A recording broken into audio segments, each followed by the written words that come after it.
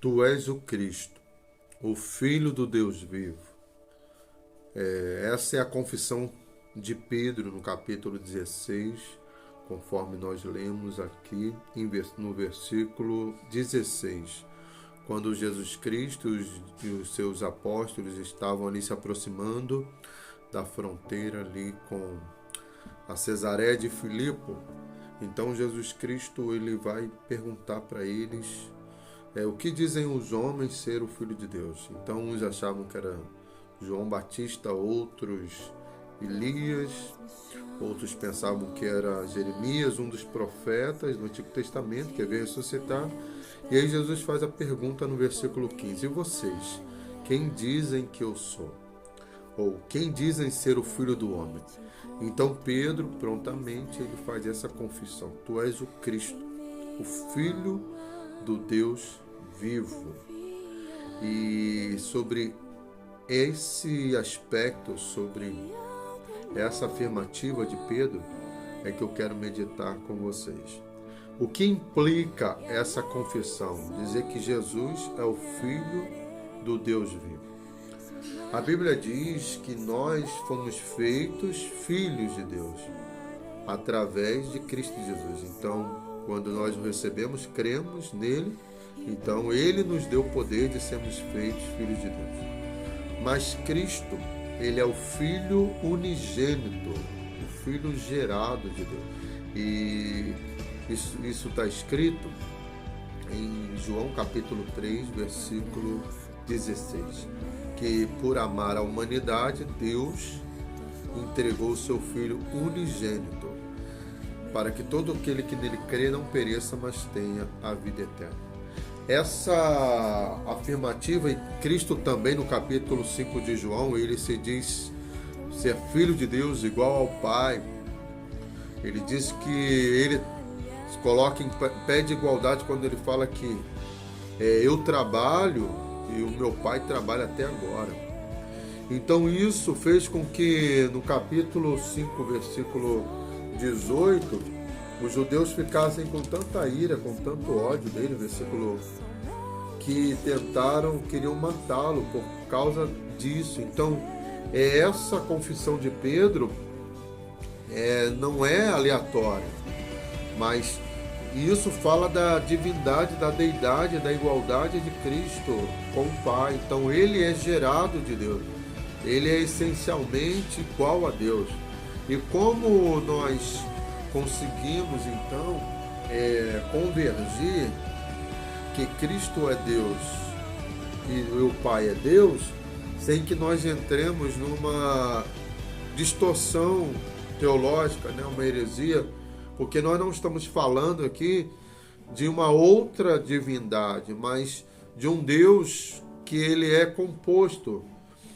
E aí quando a gente ainda vai no Velho Testamento, antes mesmo de termos textos mais abrangentes, conforme a gente vê no Novo Testamento, a gente vai ver que Deus ele já se apresentava ali de forma plural.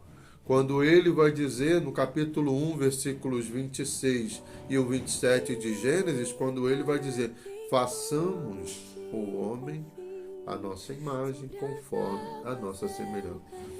Então a gente está vendo aí que há uma pluralidade. Então, Deus está falando com alguém que não são seres criados, mas que é Deus falando ali dentro da sua divindade, porque dentro da divindade reside ali o Deus Pai, o Deus Filho e o Espírito Santo. Elohim é um dos nomes de Deus. Ele apresenta essa pluralidade. Então, quando nós falamos que Cristo é Deus, a gente não está distorcendo ou apresentando nenhuma nova doutrina, porque é bem claro para nós que há um só Deus. Isso está em Deuteronômio capítulo 6, quando Deus diz ali no Shema Israel, ouve, ó Israel. Então havia ali um mandamento para que Israel guardasse os mandamentos e tivesse Deus como o único Senhor, que ele é o nosso Deus, o único Senhor. E essa é uma verdade bíblica que não está em contradição quando a gente pensa na divindade de Cristo. Mas a gente vai ver na palavra de Deus que Jesus é chamado de Deus. Então, quando nós vemos o texto, façamos o homem a nossa imagem e semelhança, ali no Gênesis, no início, na criação, quando a gente vai para João, no capítulo 1, a gente vai ver que João vai escrever: no princípio era o verbo, ou a palavra, o Logos eterno. O verbo era Deus. O verbo estava com Deus.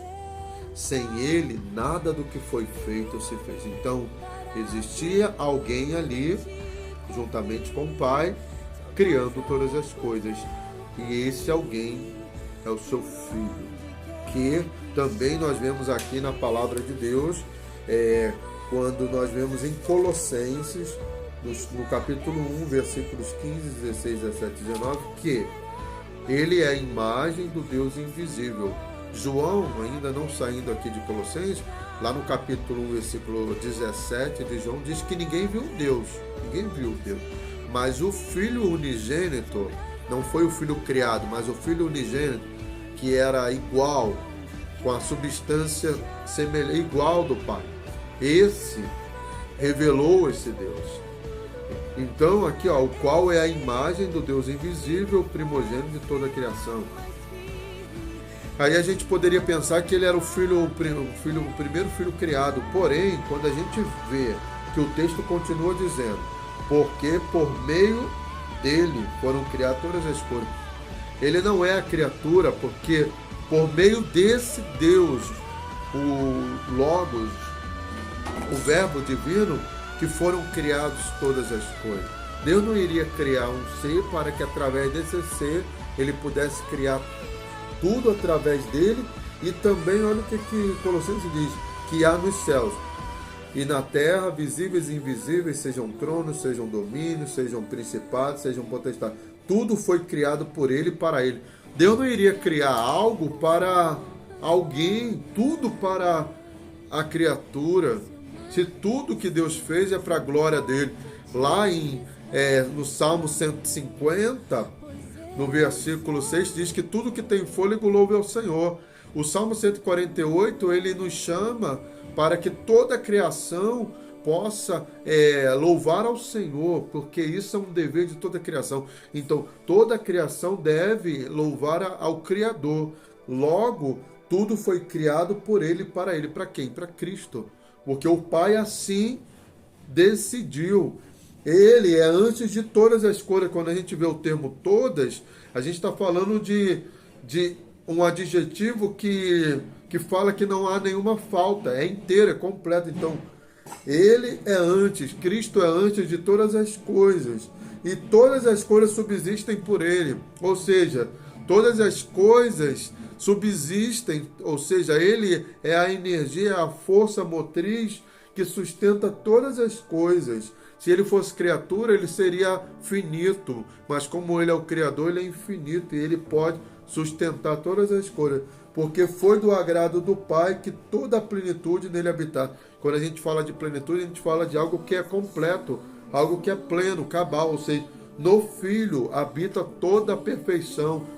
Numa criatura não pode habitar toda a perfeição, mas no Filho sim, porque ele é essencialmente igual ao Pai.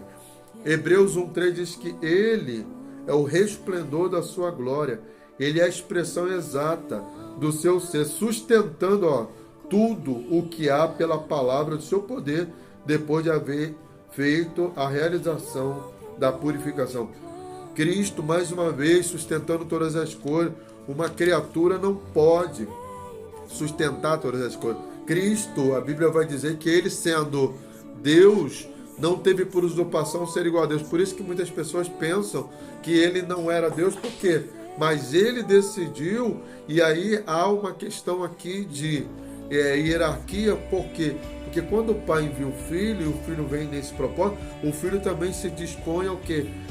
Naquele momento, ele vai ser o quê?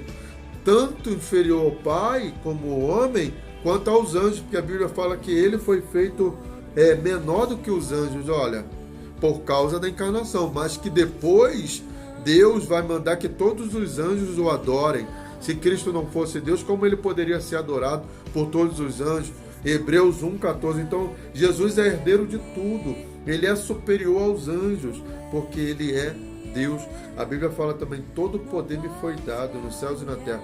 Só quem tem todo poder é a divindade, é Deus. Ou seja, quando você dá todo o poder para alguém, você está perdendo. Então, se Deus dá todo o poder para a criatura, logo ele deixa de ser Deus. Isso daí é muito óbvio. É o todo, é o completo. Então, Cristo, Deus vai sujeitar todas as coisas no Filho, conforme a gente vê Hebreus 2, 7 ao 9. O mundo futuro, tudo que ainda há de vir, porque o Filho, ele é o alfa e o ômega, ele é o princípio e o fim. Ele se apresenta lá no Apocalipse, quando ele vai se apresentar para João: eu sou o alfa e o ômega, o princípio e o fim, aquele que era. Ele era antes da criação de todas as coisas, aquele que é, o que fala contigo e o que há de vir, o Todo-Poderoso. Cristo não é criatura, ele é o Criador juntamente com o Pai. E a Bíblia continua, e ainda a gente tem tantos versículos. Então, portanto, visto que temos um sumo sacerdote que penetrou nos céus, Jesus, o Filho de Deus, ele é o Filho de Deus. Hebreus 4,14. E é interessante quando a gente lê aqui em Hebreus 5,8, que ele sendo filho, então a gente está falando aqui não é de um filho qualquer, porque todo filho entende que ele precisa aprender, ele precisa obedecer, mas aqui ele está dizendo assim, por aquilo que ele padeceu, aprendeu a obediência. Olha, se Cristo é perfeito, como entendemos, logo ele não teria dificuldade de obedecer, mas como ele era Deus, então agora ele vai, como está lá em Filipenses, então agora ele vai renunciar, aniquilar a si mesmo, tomar a forma humana, ele vai se tornar servo e obedecer até a morte de cruz. Então essa é a doutrina.